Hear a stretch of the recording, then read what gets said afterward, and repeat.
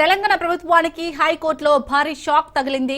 లగచర్ల హకీంపేటలో భూసేకరణ నోటిఫికేషన్ను రద్దు చేస్తూ ఉన్నత న్యాయస్థానం తీర్పు ఇచ్చింది.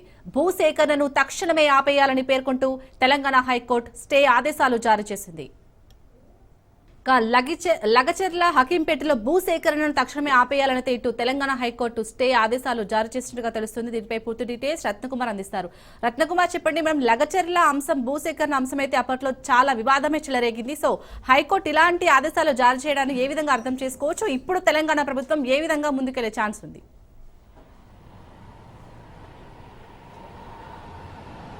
ఇప్పుడు మరొకసారి ఈ భూసేకరణ వివాదం అనేది మరొకసారి వెలుగులోకి వచ్చింది. అయితే ఇప్పుడు ఏకంగా హైకోర్టు భూసేకరణపై లగచర్ల, పోలేపల్లి, హకీంపేట ప్రాంతాల్లో జరుగుతున్నటువంటి భూసేకరణను ఆపాలి అంటూ దాని మీద స్టే విధించినటువంటి పరిస్థితి ఉంది. అయితే గతంలోనే ఎప్పుడైతే భూసేకరణ అంశం అనేది వివాదాస్పదంగా మారిందో ఆ సమయంలో రైతులకు అలా అధికారులకు మధ్య జరిగినటువంటి దాడికి సంబంధించినటువంటి ఇన్సిడెంట్ల తర్వాత ప్రభుత్వం ఒక అడుగు వెనకేసి ఒక నోటిఫికేషన్ కూడా రిలీజ్ చేసి అదే ఏదైతే నోటిఫికేషన్ రిలీజ్ చేశారో భూసేకరణకు సంబంధించి దాన్ని రద్దు చేస్తున్నట్లు కూడా ప్రకటించింది.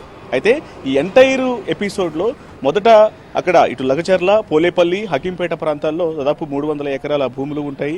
ఈ భూములలో మొదట ఫార్మసిటీ పెట్టాలంటూ ప్రభుత్వం ఒక నిర్ణయానికి వచ్చింది. అందులో భాగంగానే ల్యాండ్ పూలింగ్ కు ప్రయత్నాలు చేసింది.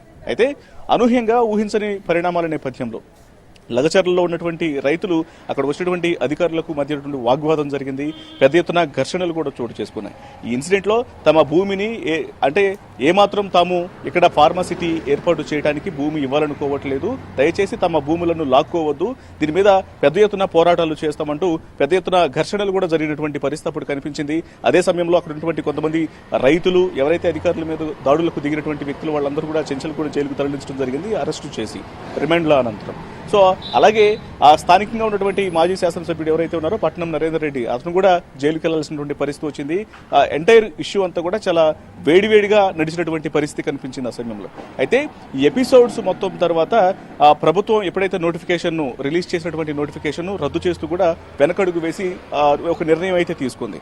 అయితే దీనికి సంబంధించి అప్పుడు ఎప్పుడైతే ల్యాండ్ని తీసుకోవాలన్నటువంటి అంశాల తర్వాత వెనక్కి వచ్చినప్పటికీ కూడా అప్పటికే ఎవరైతే అక్కడ విల్లింగ్గా ఉండి ల్యాండ్ని ఇవ్వడం కోసం ప్రభుత్వానికి ఇవ్వడానికి విల్లింగ్గా ఉన్నటువంటి వ్యక్తులు ఎవరైతే ఉన్నారో వాళ్ళు దాదాపు ఒక 8 ఎకరాల వరకు కూడా ల్యాండ్ను ప్రభుత్వం అక్కడ ఉన్నటువంటి రైతుల దగ్గర నుంచి తీసుకోవడం జరిగింది. అయితే ఇప్పుడు ఈ అంశానికి సంబంధించి మొదట ఫార్మాసిటీ అంటే వ్యతిరేకత వచ్చిన తర్వాత అక్కడ ఒక టెక్స్టైల్ ఇండస్ట్రియల్ క్యారిడార్ను ఏర్పాటు చేస్తామంటూ ప్రభుత్వం మరొకసారి ప్రయత్నాలను చేసింది. అప్పుడే